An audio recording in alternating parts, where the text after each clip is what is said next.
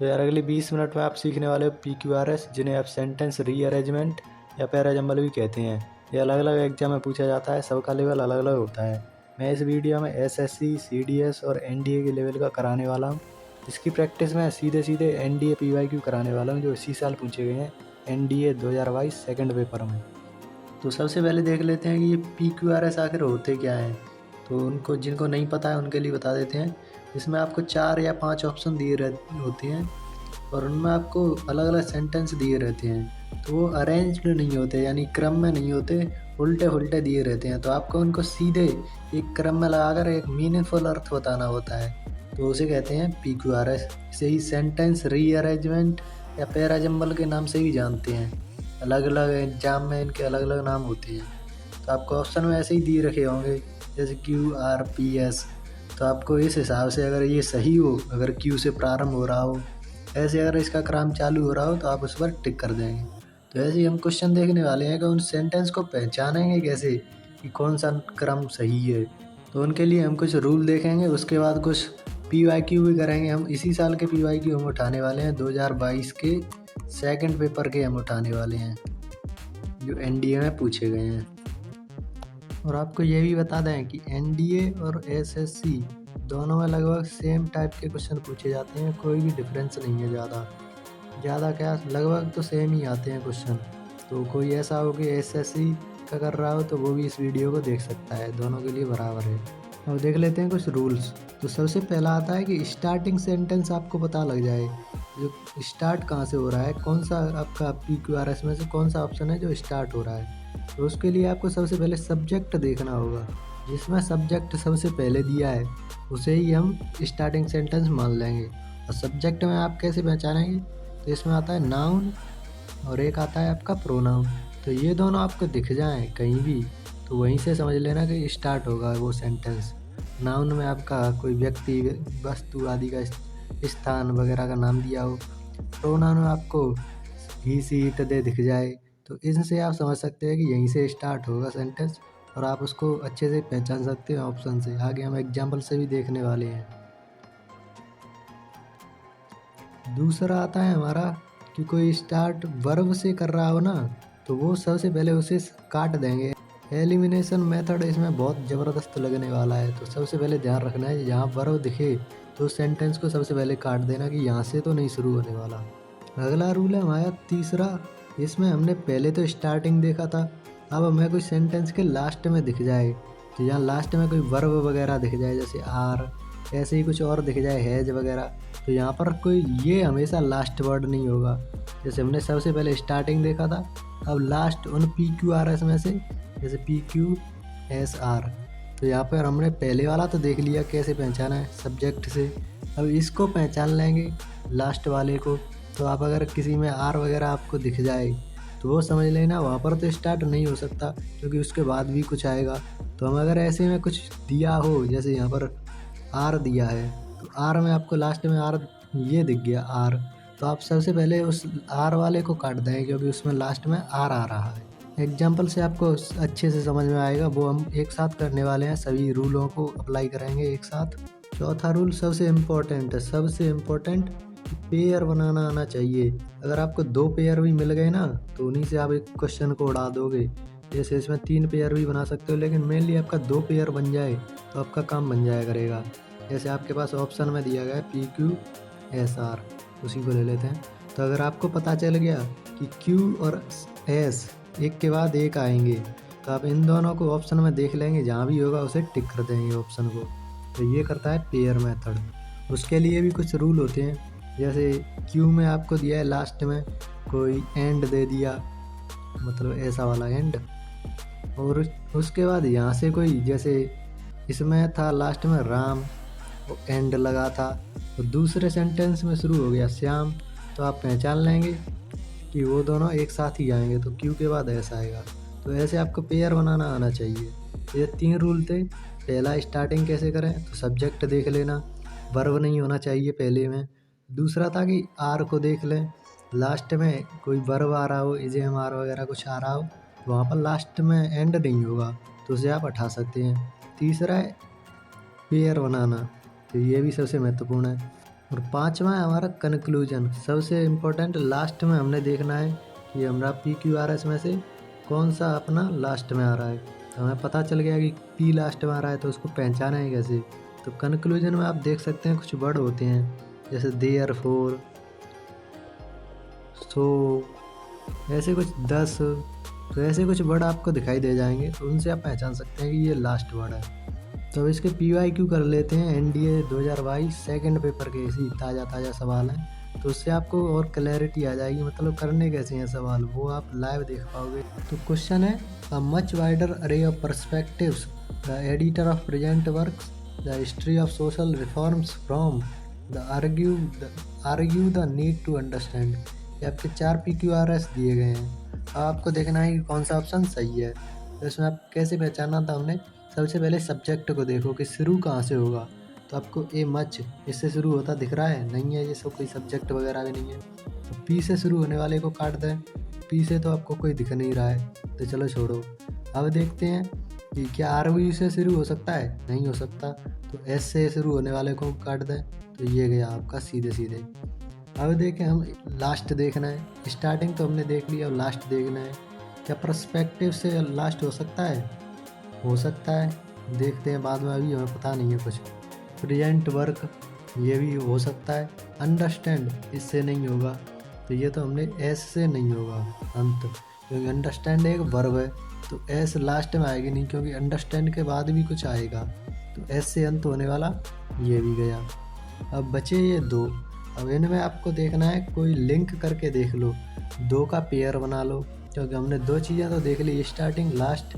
अब क्या बचा, पेयर बनाना या फिर कंक्लूजन। तो पेयर बनाना देख लेते हैं।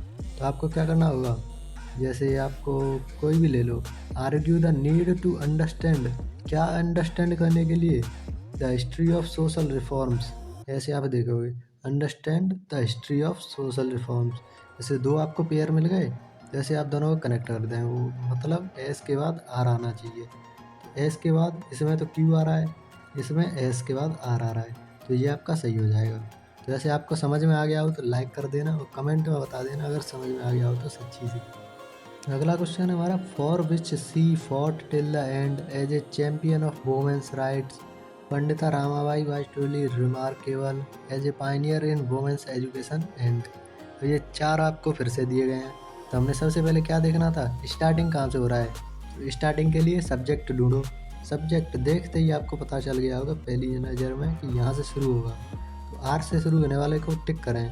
तो यहाँ पर तो पहले से ही आपको पता लग गया कि आर से शुरू होगा, और को देखने की आवश्यकता नहीं है, फिर भी देख लेते हैं, क्योंकि यहाँ पर आप आर के बाद यहाँ पर देखो, फॉर से शुरू होगा नहीं, क्योंकि एक सब्जेक्ट नहीं है, एज से नहीं शुरू होगा, एज से भी नहीं शुरू होगा, तो ये आपसे सीधा सीधा ही पता चल रहा है कि आर से शुरू होगा। नेक्स्ट क्वेश्चन है हमारा, by which the genetic material of plant is altered fats and enhance its nutritional value, perhaps to make it more resistant to genetic modification is the science। आपको सबसे पहले क्या देखना था, सब्जेक्ट ढूंढना था। देखो बाई से शुरू नहीं होगा, तो पी से शुरू होने वाले को काट दें, तो वैसे भी नहीं है।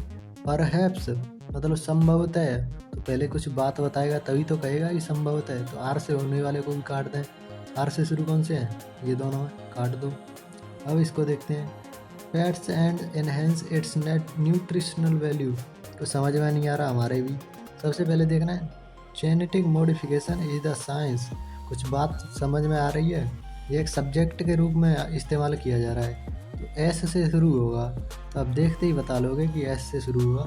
क्यू से शुरू, क्यू आर, ऐसे देखो, fats and enhance its nutritional value, perhaps to make it more resistant, ऐसे कुछ समझ में नहीं आ रहा।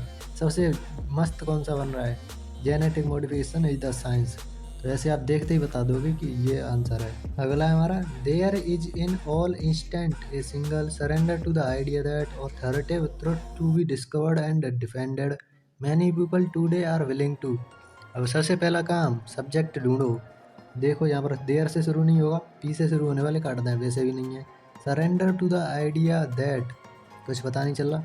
Authoritative truth to be discovered and defended, हो सकता है शुरू हो जाए। Many people today are willing to, मतलब टू से कुछ और भी जुड़ेगा, मतलब ये बीच में आएगा, लास्ट में कभी नहीं आएगा। तो इसका मतलब क्या हुआ, काटो। किसको काटो, 2 के बाद कुछ आना चाहिए, नहीं है तो काट दो, इसको काट दो। तो ये कभी लास्ट में नहीं आएगा एस वाला। तो ये हो गया।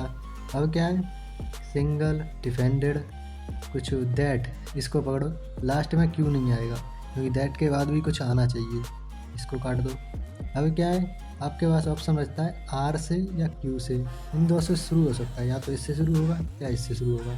तो क्या हो सकता है, कुछ पेयर बनाकर देख लो। अब कुछ नहीं मिल रहा तो many people today are willing to, क्या करने के लिए, surrender to the idea that there is in all instant in single. उल्टे सीधे पढ़कर देखा करो।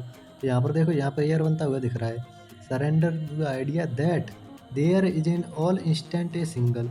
तो क्यू और पी साथ में आने चाहिए, यहाँ पर क्यू और पी नहीं आ रहे, क्यू और पी इसमें आपको साथ में दिख रहे हैं, क्यू और पी। तो मतलब सिंपल है, एस से तो शुरू होना है, many people today are willing, Q आना है, to surrender the idea that there is in all instant a single authoritative truth to be discovered and defended. तो ये आपका ऑप्शन हो गया। देखो हमने 3 ही रूल देखे हैं, एक तो सब्जेक्ट देखो, स्टार्टिंग देखो, लास्ट देखो और पेयर बनाओ। इन तीनों से हमारे ऑप्शन कितने हमने क्वेश्चन कर लिए, 4-5 क्वेश्चन कर लिए हमने, और भी देखने वाले हैं हम। तो अगर ये तरीका मस्त लगा हो तो वीडियो को लाइक कर दें और सब्सक्राइब कर लें, ऐसी वीडियो आगे भी आने वाली है। अब अगला क्वेश्चन है, इसको पढ़ो मत, सीधा हम देखने वाले हैं। सबसे पहला क्या था, सब्जेक्ट ढूंढना है। क्या यहाँ से शुरू होने वाला है, नहीं हो सकता, तो पी से शुरू होने वाला काट दो, कोई नहीं है। अब देखते हैं और देख लेते हैं, from one preacher to another, from से शुरू होगा, नहीं होगा, आर से शुरू होने वाला काट दो, ये गया।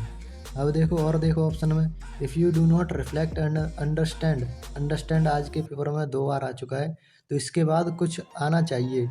तो ये लास्ट में कभी ख़त्म नहीं होगा, इसके बाद भी कुछ आएगा, तो क्यू पर ख़त्म नहीं करना हमें, तो क्यू से ख़त्म होने वाले काट दो, ये भी गया।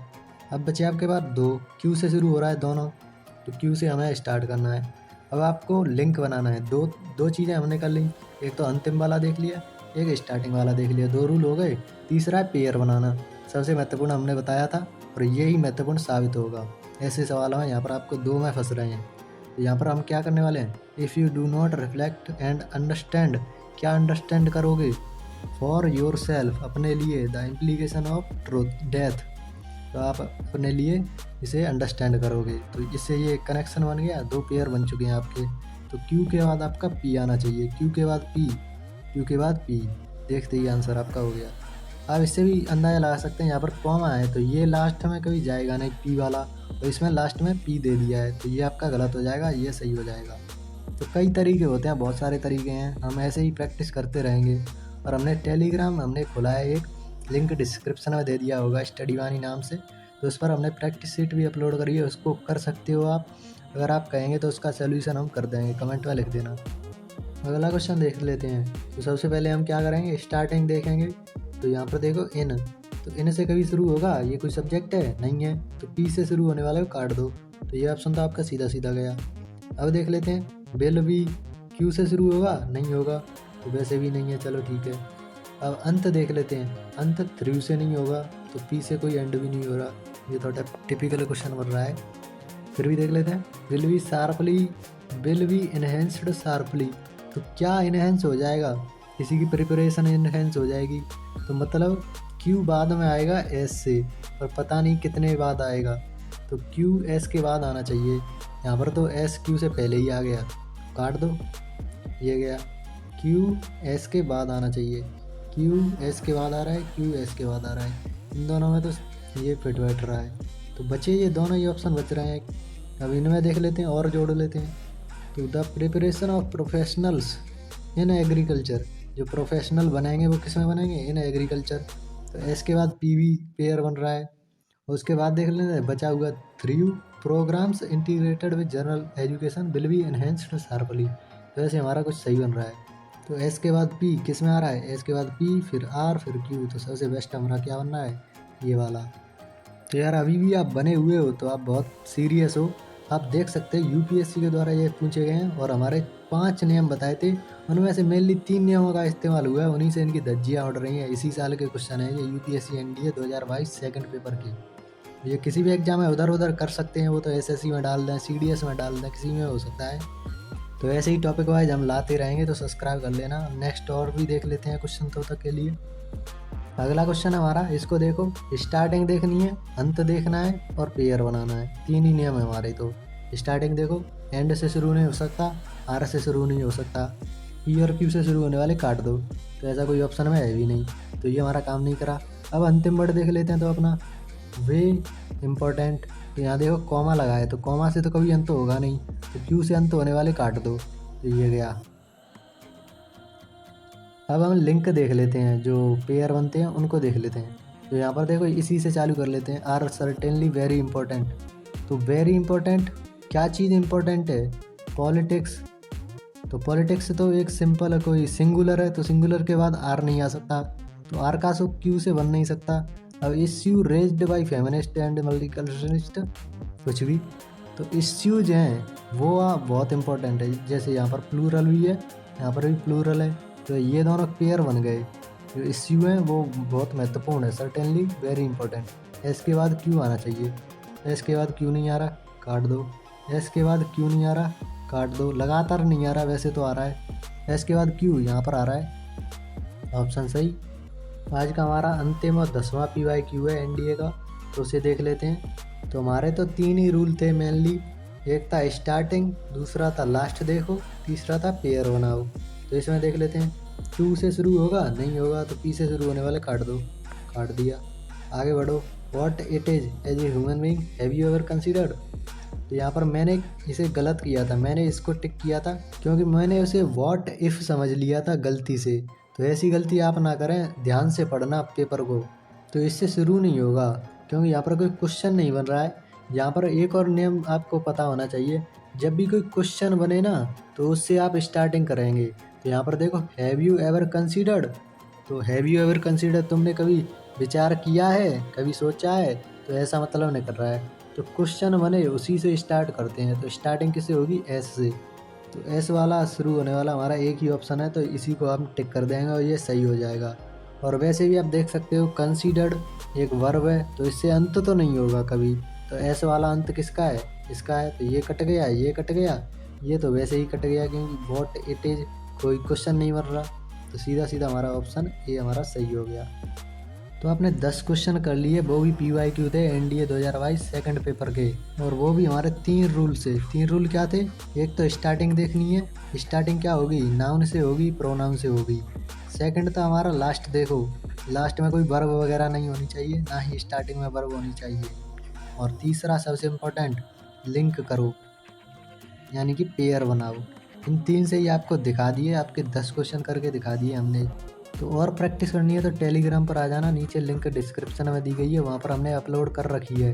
तो आप उस प्रैक्टिस शीट को करके देखना, उसमें आपको जितने भी क्वेश्चन होंगे अधिकतर आपको लग जाएंगे। अगर नहीं लगे तो बता देना, मैं उसकी प्रैक्टिस शीट भी ले आऊँगा, यहीं अपलोड कर दूँगा यूट्यूब पर सॉल्व करा के। तो मिलते हैं नेक्स्ट वीडियो में, तब तक के लिए अगर आपने वोकेबलरी क्लासेस नहीं देखी तो वो आप यहाँ पर प्लेलिस्ट दिख रही होगी, उससे जाकर कर सकते हैं। Thanks for watching.